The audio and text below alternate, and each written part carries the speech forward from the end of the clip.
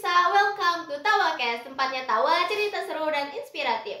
Di episode kali ini, kita kedatangan seseorang yang lagi hits banget di kalangan siswa baru SMPN 1 Cipanas. Dan banyak fansnya ya. Kira-kira siapa tuh? Langsung aja, Ketua OSIS SMPN 1 Cipanas, Angkatan Vesperion, Kak Daniel Antoni. Oke. Say hi dong, Kak. Halo. Oke, gimana nih Kak kabarnya? Alhamdulillah baik, namun ya sedikit sakit ya karena beberapa aktivitas 2 minggu ke belakang itu sangat padat gitu ya. Terus di beberapa minggu ke depan juga banyak aktivitas-aktivitas yang melibatkan banyak siswa gitu. Jadi lumayan menguras energi juga. Oke, kasihan banget ya guys. Pantes banget nih Kak, sebelum kita bikin video ini, Kak Daniel tuh susah banget dihubungi ya, di chat juga sampai gak dibalas nih. Sumpah susah banget. Apalagi kalau misalnya kita ngechat hari ini dibalasnya 2 hari kemudian, tau guys. Sibuk itu Kakak?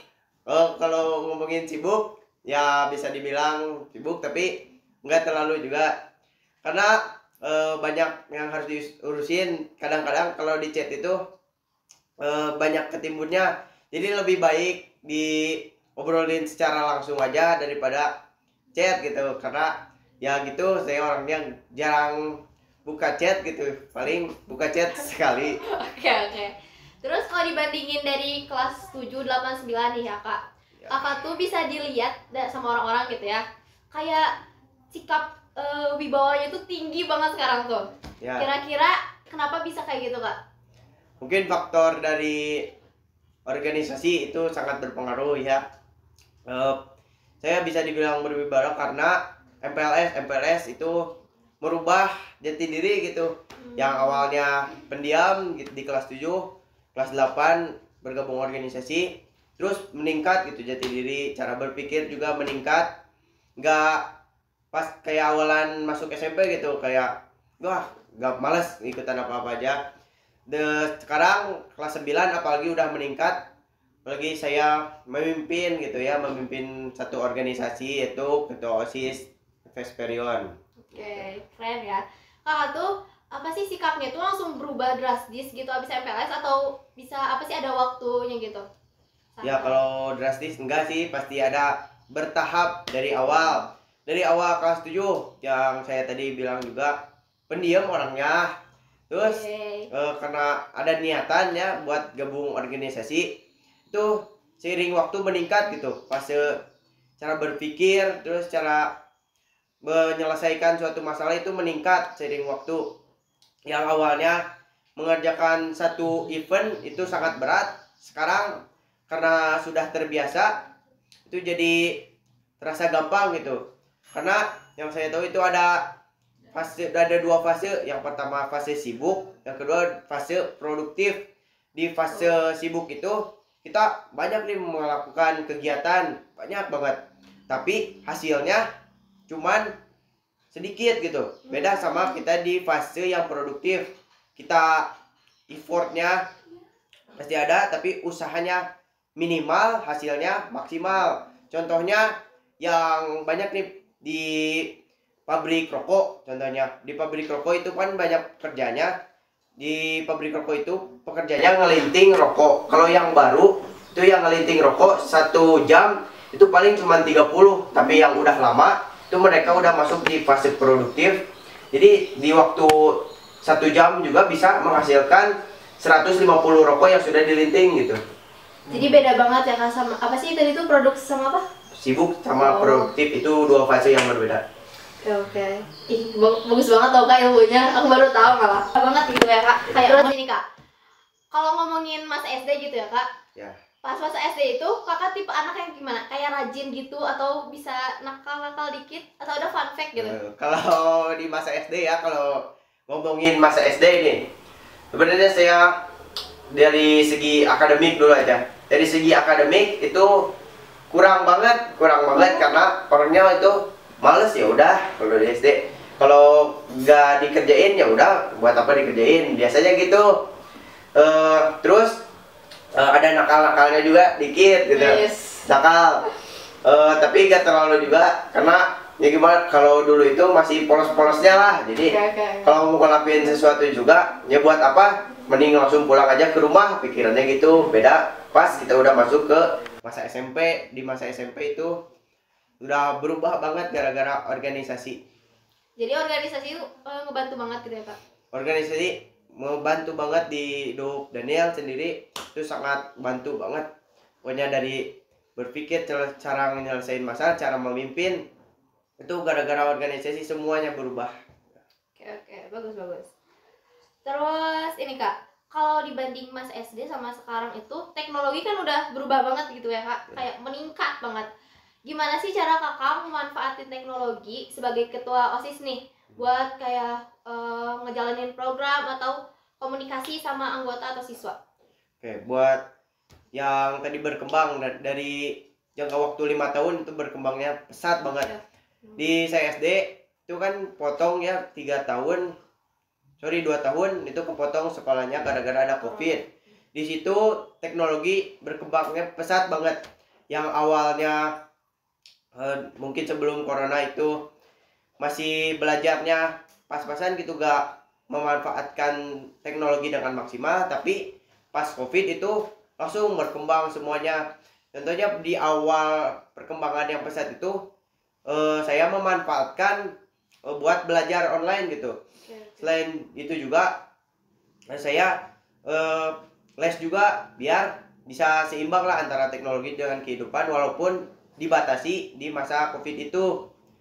Di masa COVID itu saya belajar banyak lewat TV juga kan, ada pas COVID di TVRI waktu itu saya ingat. Iya benar. Terus di YouTube juga pasti dikasih sama guru gitu link-link materi. Nah, kalau untuk sekarang teknologi itu sangat membantu, apalagi AI juga sangat membantu, karena kalau kita bisa memanfaatkannya, AI itu sangat wah gitu, bagus banget. Tapi beda sama yang maunya itu instan, itu AI pas dimanfaatkan kan menurut pembuat AI juga, AI gak 100% benar. Iya benar. Sampai penciptanya itu bingung kenapa masih ada yang percaya sama AI, padahal itu datanya gak 100% benar gitu. Jadi kalau saya sendiri pemanfaatan AI gimana sih? Kalau kita udah nyari tahu AI, nah di research kembali di buku-buku, biasanya kalau saya di buku-buku disesuaikan data yang dikasih AI sama yang ada di kehidupan asli gitu. Benar gak sih datanya? Balik lagi, buat teknologi mempermudah saya dalam memimpin organisasi itu mudah, tentunya ya mudah, karena dibandingkan ya di awal saya ngejabat di periode 1 itu masih kurang tentang pemanfaatan teknologi. Contohnya buat program kerja itu sangat susah, karena harus per program kerja itu harus nyiapin 1 lembar kertas gitu. Beda dengan sekarang bisa di Google Spreadsheet, misal kayak kemarin saya digabungin semua situ 1. Jadi dari 5 organisasi program kerja dikumpulin dalam 1 dokumen gitu. Beda kayak tahun kemarin nggak sama sekali nyatu. Jadi itu sangat mempermudah gitu. Oke. Tapi yang tadi kakak nih ngomongin soal AI, banyak banget nih siswa-siswa yang ngemanfaatin AI itu kayak gimana ya, kayak oh gampang kalau nyari soal tinggal ke AI gitu tanpa ngeliat buku. Nah, tanggapan kakak itu gimana? Oke, buat tanggapan saya mengenai orang-orang yang memanfaatkan AI tapi nggak 100% gitu, cuman nyari jawabannya aja tanpa memastikan kembali. Menurut saya itu ya orang-orang yang cukup apa ya, kasarnya di bawah lah akalnya gitu. Kenapa sih masih ada yang percaya AI? Walaupun AI bagus, tapi kalau kita nggak ngasih penjelasan yang detail gitu ke AI, kita misal cuma ngasih soal, kan belum tentu AI itu tahu cara ngejawabnya. Contohnya di matematika, itu kan memanfaatkan big data gitu. Di 1 big data itu banyak yang itu data-data dikumpulin di 1 big data, langsung dicari sama AI-nya, dicari datanya yang sesuai sama soal itu. Kalau nyatanya di big data itu gak ada, ya otomatis AI ngarang jawaban. Kalau enggak yang mirip-mirip lah padahal gak sama gitu. Terus kita cara memanfaatkan gimana, kita cek dulu buku sebelum tanya ke AI. Cek dulu buku buat soal matematika misal, kita cari dulu materinya yang seperti apa, rumusnya kita masukin ke AI. Nah AI jadi tahu dong karena udah ada rumusnya, jadi AI bisa gampang untuk menyesuaikan dengan data yang kita kasih gitu. Itu salah satu pemanfaatan AI yang bagus lah menurut saya. Tapi kalau yang nggak dimanfaatin secara benar gitu, kayak orang-orang yang pengennya instan, itu ya sebaiknya itu diperbaiki. Solusi dari saya itu ngasih pemahaman di pelajaran gitu. Harusnya kita di pelajaran TIK ya, itu ada materi tentang AI ya. Karena udah berkembang pesat lah teknologi, karena AI sudah makin banyak. Misalnya contohnya yang baru-baru ini Google VO3 yang bisa bikin video, itu harusnya diajarin sama pelajaran-pelajaran yang ada di sekolah biar kita tahu nih cara memanfaatkan AI yang baik dan benar gitu. Oke. Dengerin ya guys, jangan mau langsung jangan mau langsung sama jawaban gitu, jangan pengen instan aja terus, karena itu tuh ngebuat otak kita rusak ya nggak katanya? Iya, otak kita rusak. Segala yang instan itu penyebabnya ada banyak gitu. Kenapa kita mau sesuatu yang instan? Yang paling berpengaruh itu biasanya di media sosial. Kenapa sih media sosial? Di media sosial itu banyak sekali informasi-informasi yang tentunya berbeda-beda gitu informasinya. Ada yang hiburan, ada yang edukasi. Tapi yang sering lewat di TikTok atau Instagram itu yang hiburan-hiburan gak jelas. Ya benar banget gitu. Itu kenapa bisa kayak gitu sih Kak? Biasanya pengaruh kitanya juga, gimana kita menyesuaikan algoritmanya gitu. Kalau kita nih menyukai edukasi, kita harus terus dicari yang edukasi, karena algoritma media sosial itu menyesuaikan pada penggunanya. Kalau penggunanya terus mencari hal-hal yang tentang edukasi, maka algoritma media sosial itu juga pasti tentang edukasi isinya. Beda kalau kita nyari yang tentang hiburan receh gitu, ya pasti algoritma media sosialnya itu menyesuaikan dengan yang kita cari gitu. Jadi untuk mengatasinya, kita ya cari yang konten-konten yang bagus gitu, yang sekiranya mengedukasi kita, yang bisa membuat kita berubah gitu. Oke. Kalau misalnya kita balik lagi nih ke materi non teknologi ya Kak, tanggapan Kakak tuh gimana? Soalnya rata-rata Gen Z kayak kita tuh udah nganggep HP sebagai nyawa kedua mereka. Tanggapan Kakak gimana tuh? Kalau buat yang menganggap teknologi, contohnya HP, sebagai nyawa kedua, itu udah di fase berlebihan gitu di penggunaan teknologi. Kenapa? Biasanya kalau udah menganggap HP sebagai nyawa kedua itu, ya itu udah dunianya udah masuk ke teknologi. Contohnya orang-orang yang hilang akhiran ini banyak banget karena ada game Roblox yang lagi hits gitu. Oke. Dari situ jiwa seseorang itu bisa masuk ke dalam game. Terus orang-orang yang memanfaatkan peluang itu buat keburukan itu jadi gampang banget, karena kita ya udah agak peduli gitu sama lingkungan di sekitar kita. Kita lebih mementingkan yang di dalam game tersebut. Jadi kayak tergila-gila sama game gitu ya Kak? Ya, bisa juga tergila-gila sama media sosial. Kita jadi FOMO lah istilahnya. FOMO akhir-akhir ini banyak di kalangan siswa, remaja, sampai yang dewasa itu gak bisa memanfaatkan media sosial dengan bijak gitu. Itu sangat memprihatinkan ya tentunya, karena di masa yang akan datang kan kita digadang-gadang jadi Indonesia emas, tapi kalau begitu terus gak ada solusinya, gak bisa diatasi, itu bukannya emas malah jadi cemas. Ya gitu. Benar sumpah. Terus sih ya Kak, kan sekarang tuh lagi viral gitu kayak meme brain rot gitu, kayak tuntung sahur dan sebagainya gitu ya kak. Menurut kakak itu berbahaya gak sih buat generasi selanjutnya? Buat berbahaya, kalau yang saya lihat nih dari lingkungan sekeliling saya itu bahaya karena kenapa? Meme-meme tersebut ngincernya anak-anak yang di bawah umur. Kalau ngincernya di bawah umur, otomatis anak di bawah umur itu pasti gitu seterusnya sampai dianya dewasa. Kebiasaan yang gak benar itu pasti ke bawah sampai dewasa karena udah diterapin sejak dianya masih kecil gitu. Jadi sebenarnya itu ngerusak banget mental juga, cara mereka berpikir itu dirusak banget sama meme-meme gak jelas itu. Harusnya itu sebagai orang tuanya juga ya harusnya ngasihnya bukan yang begitu, harusnya edukasi. Sebaiknya itu dibatasin di HP-nya sih, dikasih buku-buku edukasi itu lebih baik daripada ngasihin HP yang isinya meme brain rot gak jelas itu. Ya sih bener banget, soalnya tuh kayak setiap ketemu anak kecil tuh pasti mereka tuh ngomonginnya kayak gitu kayak apa sih, gak jelas banget. Terus yang paling baru nih, yang baru-baru kemarin itu ada yang anak kecil baca ikro tapi pakai nadanya alif-alif yang gitu. Wah, bahaya banget itu.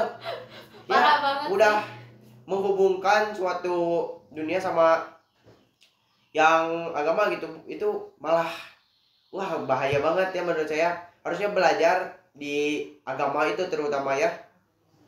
Itu lebih benar kan diajarin tentang tajwidnya di agama itu. Tapi kalau malah pakai nada yang itu sebenarnya jelek gitu, ya malah jadi jelek, ilmunya gak dapet.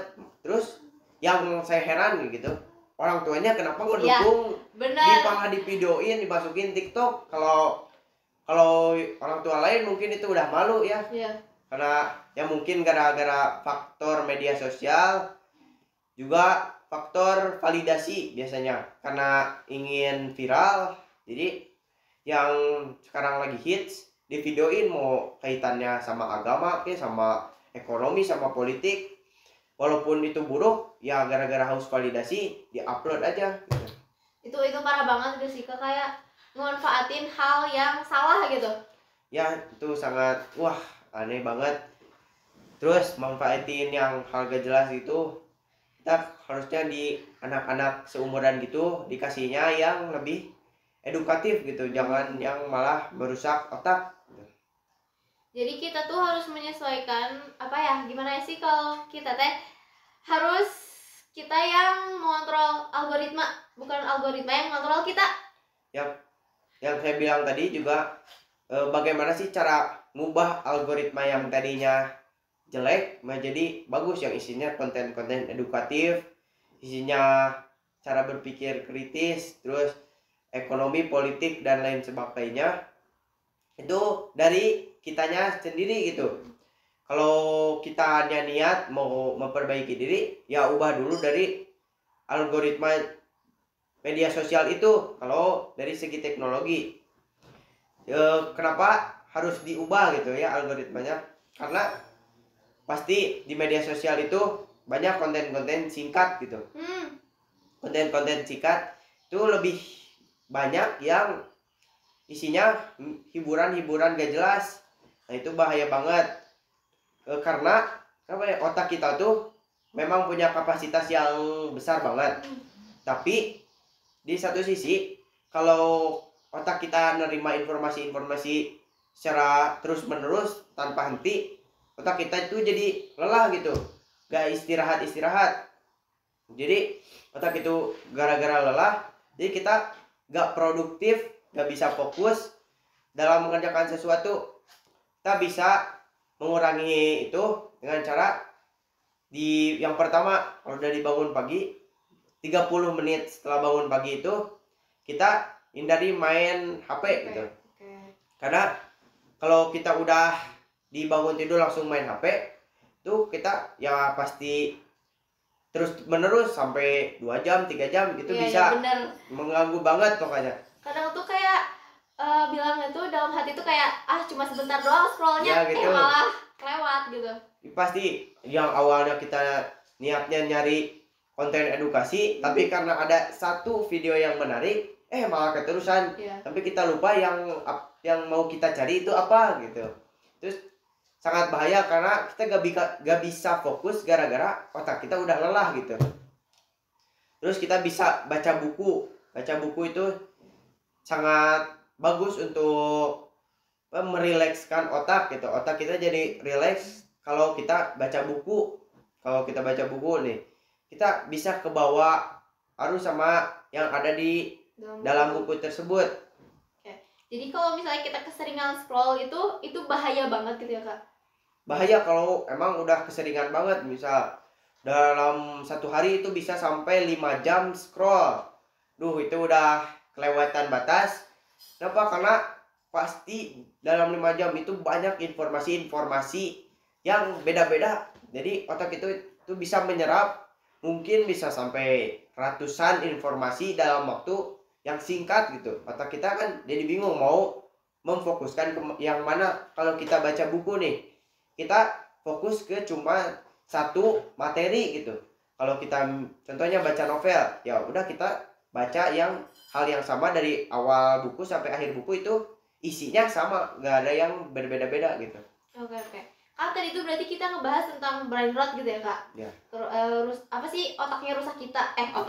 Rusaknya otak kita gitu ya. Kalau brain rot itu bakal ngefek ke mental kita gak sih Kak? Kalau brain rot itu bisa juga ngaruh ke mental kita. Kenapa bisa? Karena dari media sosial awalnya itu biasanya. Dari media sosial kita terlalu mengikuti arus media sosial, FOMO lah istilahnya ya. FOMO.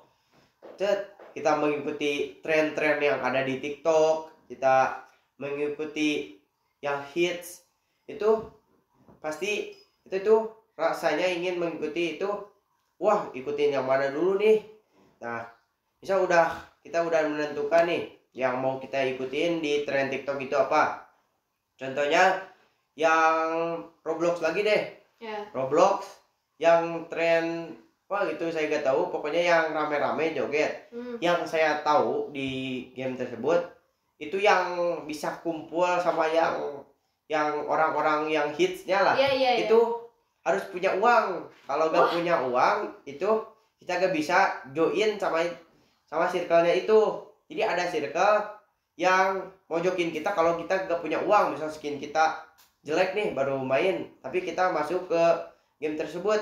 Nah, kita pasti dibully sama circle yang hits tersebut gitu. Itu parah banget dong, kayak mandang ekonomi orang gitu. Ya, maka dari itu bisa ngaruh ke mental pengguna yang baru bergabung tersebut. Itu bisa jadi ngedown lah, jadi gak mau bersosialisasi sama orang-orang yang ada di sekelilingnya gitu. Nah, kalau tadi kan sosial gitu ya Kak, berarti kita kebanyakan ngobrol tuh lewat online gitu. Ya. Itu tuh bakal ngaruh ke sosialisasi kita secara offline gak sih?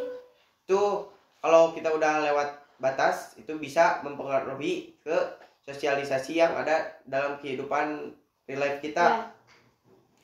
Itu sangat berpengaruh. Kalau kita udah keseringan kan udah masuk ke dunia teknologi, udah masuk ke dunia game lah, itu kita jadi lupa sesuatu yang harusnya kita lakuin di kehidupan sehari-hari. Hanya kita kalau udah kecanduan main game, kita lupa di sekeliling kita bahwa di kamar kita itu kotor. Tapi gara-gara kita fokus ke game, jadi kita gak sadar bahwa kamar kita tuh udah kotor banget, udah berantakan kayak kepala pecah. Kita gak sadar karena udah masuk ke dunia game gitu. Aku juga ngerasain sih Kak, apalagi pas zaman corona gitu ya Kak. Soalnya aku tuh kayak fokus banget sama HP nih, ngobrol sama temen tuh pasti lewat chat gitu. Terus pas abis corona itu kayak aku tuh susah banget buat beradaptasi, buat ngobrol gitu secara langsung gitu. Itu susah banget sih Kak. Kakak pernah gak sih ngalamin kayak gitu? Oh gitu, pernah. Di awal masuk kelas 7 itu di awal masuk SMP, ya sama kayak Vina gitu, di pas corona terus main game, main sosial media itu sampai berlebihan lah. Terus di saat masuk SMP itu saya susah untuk bersosialisasi. Tapi di situ saya bisa memanfaatkan peluang karena di masa SMP lebih bebas lah. Menurut saya lebih diberi kebebasan untuk bersuara, untuk melakukan sesuatu itu lebih diberi kebebasan. Jadi di situ saya memaksakan untuk menghindari aktivitas di media sosial dulu. Saya fokus di kehidupan real life gitu, di kehidupan nyata, lebih fokus di situ. Dan hasilnya apa? Saya seperti ini sekarang, menjadi ketua OSIS di SMPN 1 Cipanas. Oke, keren banget berarti ya Kak. Oke. Terus ini Kak, kalau kita ngomongin soal HP lagi nih, kan di SMPN 1 itu ada peraturan gak boleh bawa HP ya Kak? Iya. Itu tuh kayak tiba-tiba banget, soalnya pas dari kelas 7 sampai 8 itu kayak kita tuh dibolehin bawa HP ke sekolah. Kakak setuju gak? Kalau untuk setuju, saya sebenarnya setuju dengan peraturan itu karena bagus di kala siswa sedang belajar itu fokus ke belajar aja, gak mikirin tentang HP gitu, gak mikirin HP. Banyak yang bilang ke saya, kenapa HP-nya gak dikumpulin aja di wali kelas misal, kalau enggak di depan kelas disimpan pakai kotak. Nah, menurut saya itu tetap masih bisa ngedistract kita saat pembelajaran gitu, masih bisa ngedistract. Coba kalau kalau HP kita disimpan di kotak di depan, gurunya gak masuk, ya kita pasti ngambil HP itu buat dimainin dong, pasti dimainin terus sampai gurunya datang. Itu tetap bisa ngedistract kita saat pembelajaran. Terus kalaupun dibawa nih HP-nya, dikumpulin di ruang guru misalnya, itu kita pasti khawatir karena wah HP saya di gimana ini, dicek gak, malah gak fokus gitu ke pembelajaran. Kan biasanya gitu, trust issue lah. Jadi siswa tuh mikirnya kalau dikumpulin takut dicek, ya malah kepikiran pas pembelajarannya dan gak fokus. Kalau disimpan di rumah kan ya gak akan dicek, gak akan diapa-apain juga HP-nya, disimpan gitu ya. Jadi aman. Jadi selain HP kita aman, kita juga lebih fokus dalam belajar gitu, melakukan aktivitas di sekolah, berorganisasi juga jadi lebih fokus lah. Oke, aku juga setuju sih. Soalnya tuh kayak HP, kalau kita belajar, tapi ada HP di samping kita, kayak pengen banget gitu main HP. Ya rasanya gatel banget, pengen ada notif dikit pengen dibuka, ada pesan yang masuk dari WA misal, pengen dibuka. Makanya gampang banget untuk ke distract. Karena kalau dikaitkan sama yang berandroid, kita kan udah masuk ke dunia medsos, itu udah masuk ke dunia game. Jadi kita pasti susah untuk berhentinya. Jadi harus dipaksa untuk berhenti. Kalau gak dipaksa ya kita gak akan keluar dari lingkaran itu. Ya. Kalau misalnya kita tuh kayak tetap di lingkaran itu ya Kak, brain rot gitu, main HP terus-terusan, itu tuh bakal ngaruh ke produktivitas kita kan. Ya. Itu juga nurunnya produktivitas bakal ngaruh gak sih ke ekonomi yang ada di sekitar kita atau ekonomi negara kita lah ya.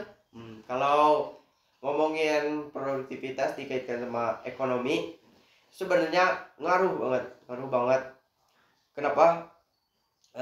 Sekarang ya, kalau kita gak produktif di masa menuju kedewasaan, kita itu ya akan stuck begitu aja sampai dewasa kalau kita gak dipaksa untuk berubah gitu. Kalau kita ngomongin produktif juga nih, sesuatu yang didapatkan negara itu pasti karena keproduktifan masyarakatnya. Kalau masyarakatnya nggak produktif, ya otomatis ekonomi Indonesia juga akan melemah gitu. Contohnya sekarang yang saya tahu itu ekonomi Indonesia lagi melemah karena masyarakatnya kurang produktif juga, karena nggak bisa memanfaatkan teknologi yang sekarang berkembang gitu. Jadi kayak kurang sama buat ngemanfaatin teknologi. Jadi kurang memanfaatkannya. Di segi pendidikan juga itu malah dikebelakangkan gitu. Yang didepankan itu malah hal-hal yang lain gitu. Oke, jadi ngaruh banget ya Kak. Terus nih Kak, aku bukan orang yang kayak oh dia mah so tahu atau gini-gini, tapi memang aku ngedengar gitu ya kak, rata-rata perusahaan itu ngemanfaatin apa ya, kayak algoritma sosial media itu buat ekonomi mereka sendiri gitu kak ke kita. Tanggapan kakak gimana? Benar banget, buat yang suatu perusahaan memanfaatkan algoritma media sosial untuk mendapatkan hasil untuk mereka sendiri. Itu benar banget. Yang saya lihat nih, kalau buka TikTok misalkan, pasti yang ada di dalamnya itu hal-hal yang buat kita menyenangkan gitu, yang buat kita menyenangkan terus kepengen. Contohnya nih, ada beberapa perusahaan nih ya yang ngejual suatu barang, itu memanfaatkan kepopularitasan suatu influencer gitu. Jadi itu dimanfaatkan kepopularitasannya buat keuntungan mereka sendiri.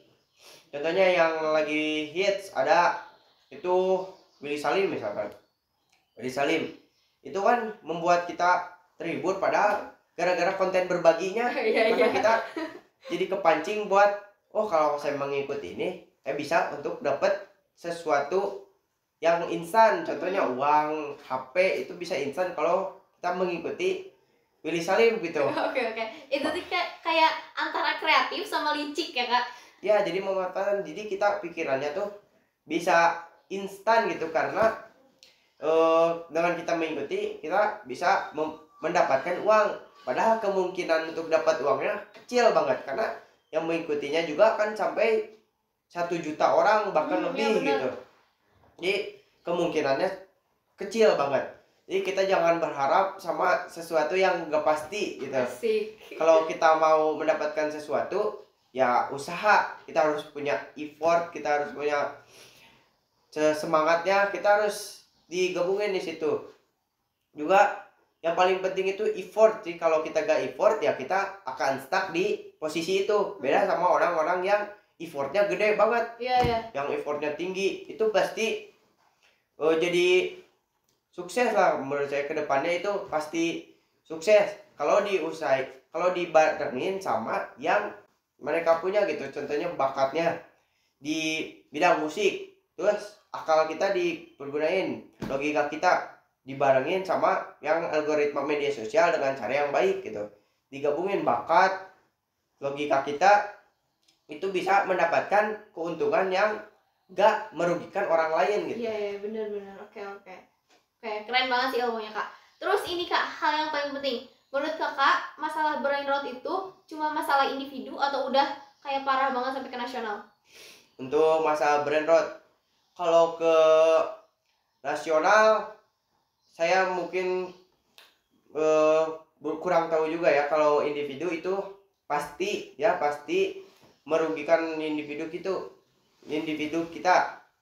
Kenapa? Kalau seseorang yang udah masuk ke otaknya udah rusak, itu pasti ya gak akan produktif juga, karena otaknya pengen yang instan, cepet, juga gak mau rugi, jadi gak ada effortnya pengen kecil tapi usahanya hasilnya pengen yang besar banget, yang wah bisa. Sebenarnya giveaway kita ya, rakyat kita selalu mengharapkan giveaway, padahal giveaway itu nyatanya scam kalau menurut saya. Itu benar scam banget, biar ya menguntungkan orang-orang yang yang berpengaruh itu. Contohnya influencer itu kan memanfaatkan hal tersebut, padahal yang mereka keluarkan buat giveaway itu gak seberapa daripada yang mereka dapat gitu. Terus tuh kayak apa sih, banyak yang fake gitu loh kak, nggak real, kayak malah mereka tuh malah ngebohongin yang nontonin mereka gitu, padahal mereka tuh bilang pengen ngebagiin giveaway, padahal mereka cuma bohong gitu. Ya, itu juga ada beberapa yang saya tahu ya di YouTube itu ada yang bilangnya giveaway, tapi sebenarnya pas give nih itu ke temennya sendiri. Iya benar, itu parah banget sih, licik banget. Jadi mereka gak ngeluarin apa-apa, tapi gara-gara yang nonton merekanya itu pasti jadi pengen yang instan gitu. Contohnya HP biasanya di YouTube itu, jadi mereka ngikutin orang tersebut, tapi yang YouTuber itu gak ngeluarin sepeser pun uang gitu. Iya benar. Terus Kak, ini terakhir ya Kak, Kakak mau nyampein nggak pesan gitu buat ke generasi sekarang atau generasi selanjutnya tentang hal yang tadi kita omongin gitu, kayak brain rot atau teknologi gitu? Oke, buat pesan ke generasi selanjutnya itu mungkin bisa dikurangi dalam bermain media sosial, juga memperbaiki diri kita dalam segi pendidikan. Juga kita harus lebih mencondongkan diri ke yang lebih positif di pengembangan diri kita, kembangkan gitu. Terus pola pikir kita harus lebih dikembangkan, karena kalau pola pikir seseorang udah maju gitu, gak akan sampai ke bawah arus yang negatif. Contohnya brain rot itu, kalau pola pikir kita udah bagus, kita gak akan ke bawah sampai sejauh itu gitu, karena kita punya pola pikir yang sangat bagus. Jadi pesannya lebih memperbaiki diri ke hal-hal yang positif, jangan sampai ke bawah arus dengan media sosial yang algoritmanya di saat ini tuh sangat jelek gitu. Kurangnya konten edukasi. Makasih banget loh Kak udah ngobrol tentang tadi brain rot, teknologi, HP dan sebagainya. Itu tuh ilmunya bermanfaat banget buat generasi kayak kita yang kebanyakan kayak tergila-gila sama teknologi. Terus juga aku mau nyampein satu pesan ya Kak. Ya. Buat teman-teman sekalian, kalian mau jadi generasi yang cuma scroll terus kayak ngikutin meme gak jelas, atau mau jadi generasi yang bikin perubahan? So, gimana? Pilihan ada di tangan kalian ya. Oke, makasih banget ya Kak. Ya, boleh. Bye, see you di next video.